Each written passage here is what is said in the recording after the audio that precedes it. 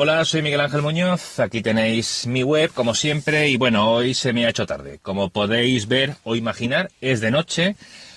Quería grabar este vídeo antes de volver a casa y bueno, pues tiene que ser en estas condiciones. Espero que finalmente salga bien y si es así, lo editaré y lo subiré a mi canal de YouTube. Hoy, nuevo capítulo del curso de fotografía. En el capítulo anterior vimos cómo trabajar con el modo Program. No me extiendo más porque tenéis enlace en la descripción para ver aquel capítulo. Y además en la lista de reproducción en la que está este vídeo están los anteriores y estarán los siguientes. Bien, como decía, vimos cómo trabajar con el modo Program. Y eso, bueno, pues resultaba muy cómodo, permite hacer fotografías de manera muy fresca, muy rápida, porque la cámara toma muchas decisiones. Nosotras y nosotros solo tenemos que indicarle el ISO. Y la cámara nos ajusta la velocidad de obturación, es decir, el tiempo que está entrando luz al sensor, y la abertura de diafragma, es decir, el caudal de luz que entra hasta el sensor. Eso funciona bien en muchísimos casos, y de hecho podéis hacer fotografías en Program durante mucho tiempo. Pero habrá un momento en el que empezaréis a echar en falta ciertas cosas. Por ejemplo, veréis que algunos objetos en movimiento aparecen demasiado movidos. Veréis que a veces vosotras y vosotros sin querer movéis la cámara cuando estáis haciendo una fotografía.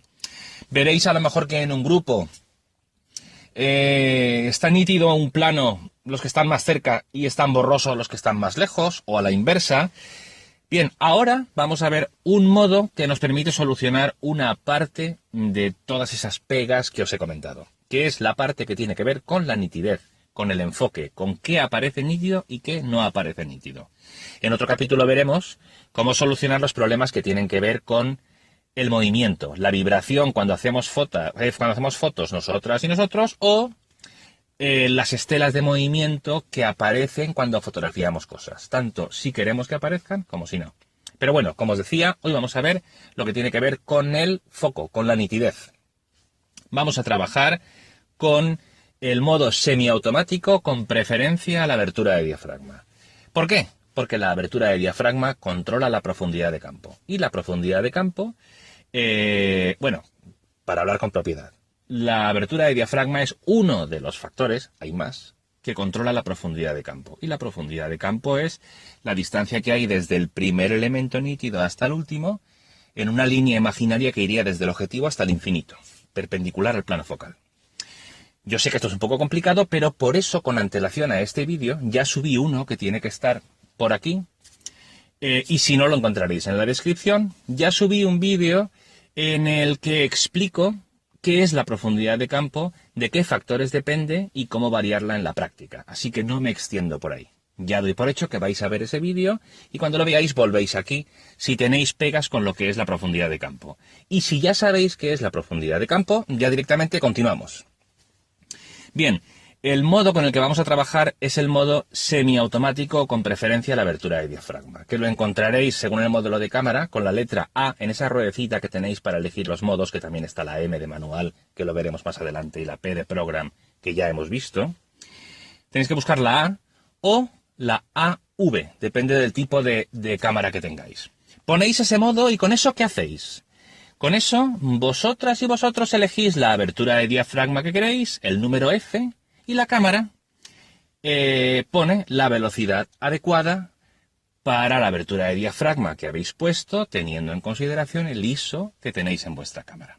Ya sabéis que las recomendaciones generales de ISO siguen siendo las mismas que os comenté en el capítulo anterior, y que si queréis variar la exposición, si las fotos salen muy oscuras o muy claras, tenéis un botoncito con un más, una barra y un menos que podéis utilizar para cambiar la exposición y hacer que las imágenes sean más luminosas o más oscuras, al gusto.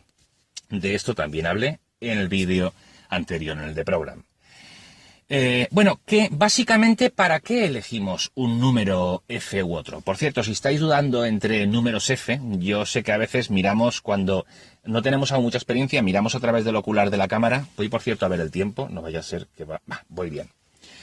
Cuando tenemos poca experiencia, miramos por el ocular de la cámara y decimos, bueno, aquí hay una ristra de números y otra ristra de números, que según mueve una rueda u otra, se mueven.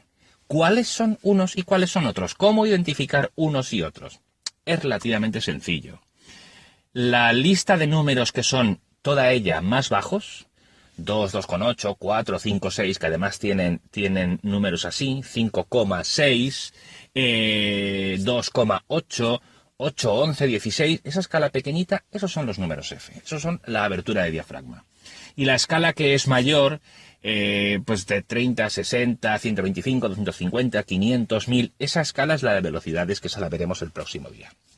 Vosotras y vosotros fijaos en la escala que vais a ver por aquí, que va desde 1,4, 1,2, depende del objetivo que tengáis, 1,4, 2, 2,8, siguiendo el orden de la lista que tenéis aquí.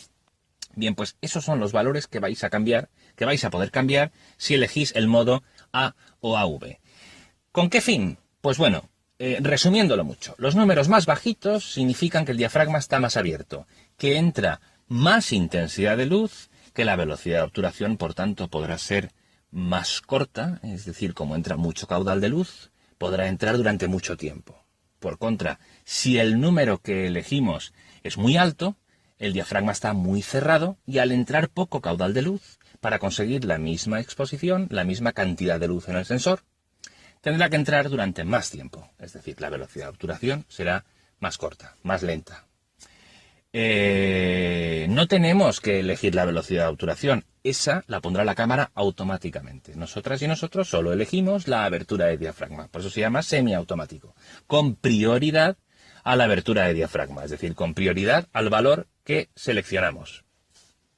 ¿Y en base a qué seleccionamos eso? Pues bien, si hay poca luz, es mejor que el número F, el número de diafragma, sea bajo para que el caudal sea amplio. Lo que pasa con las pupilas, un caudal de luz muy amplio permitirá que entre más cantidad de luz.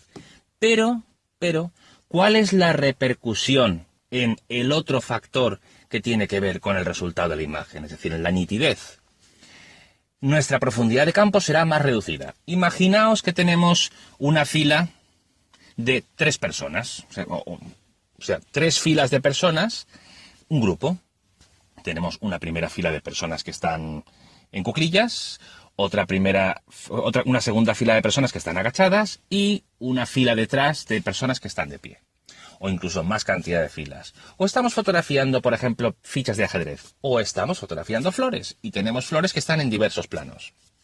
Todo esto también está explicado en el vídeo dedicado a la profundidad de campo, que ya os he dejado el enlace por ahí o en la descripción. Si queremos que haya más planos nítidos, y más planos me refiero más planos alejados al sensor, al objetivo, es decir, planos que están más lejos desde donde estamos nosotras y nosotros hasta el infinito, si queremos que haya más planos nítidos, necesitamos más profundidad de campo. Y eso se consigue con un diafragma cerrado, es decir, con un número alto. Un diafragma cerrado significará un caudal de luz pequeño, de manera que cuando hay poca luz, como es este caso, vamos a tener que trabajar con diafragmas muy abiertos, es decir, con números bajos. Y el peaje que tenemos que pagar es que la profundidad de campo es reducida. Si queremos hacer un retrato, pues es posible que si estamos muy cerca, hagamos foco en los ojos y las orejas se queden un poquitín fuera de foco. Esto ocurriría con un tele. Con un objetivo angular, pues es posible que enfoquemos en un retrato y el fondo salga desenfocado. Puede ser que estéis pensando, ¿eso es lo que yo he intentado hacer muchas veces? Pues bien, si quieres asegurarte de que lo estás haciendo bien y obteniendo el máximo rendimiento de ello, insisto, visita el vídeo de la profundidad de campo. Lo que yo quiero que tengas claro en el vídeo de hoy es que si utilizas el modo A o AV, con prioridad a la abertura de diafragma, tú puedes elegir abrir más o menos el diafragma dependiendo de la situación lumínica en la que te encuentres. Esa es la primera reflexión. Pero, como sabes que va a repercutir en la cantidad de planos nítidos que aparecerán en la escena, mi consejo de hoy es que cuando elijas una abertura de diafragma u otra, lo hagas pensando en cuántos planos quieres que aparezcan nítidos. Ahí no hay normas fijas. No depende de que haya más personas, de que haya más grupos, de que haya muchas flores, de que haya pocas o de que haya un paisaje y un retrato. Tú eliges si quieres que el plano que está nítido sea muy reducido, por ejemplo, que esté nítido un retrato y que el fondo esté borroso, o intentar que todo esté nítido. Lo eliges tú. Recuerda, para que solo un plano aparezca nítido, número F, bajito, un número bajo, una abertura, lo que significa una abertura de diafragma mayor. Por el contrario, si quieres que aparezcan muchos planos nítidos, elige un diafragma muy cerrado que se consigue con números altos, por ejemplo 11, 16, 22, etc.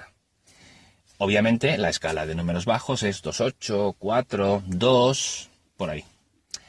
Elige cualquiera de esos dos valores, practica frente a la misma escena, utiliza frente a esa misma escena valores de diafragma bajos y altos y date cuenta de cómo cambia el resultado en una misma escena, con una misma cámara y a una misma distancia, simplemente cambiando la abertura de diafragma. Por hoy, ya tenemos bastante con esto y en el próximo capítulo veremos cómo funciona el semiautomático que en vez de dar prioridad a la abertura de diafragma, lo hace con la velocidad de obturación. Y hasta aquí ha llegado nuestro vídeo de hoy. Justito, no tengo más tiempo, así que tengo que acabar. Os veo en el próximo capítulo y como siempre, muchas gracias por estar ahí. Hasta pronto.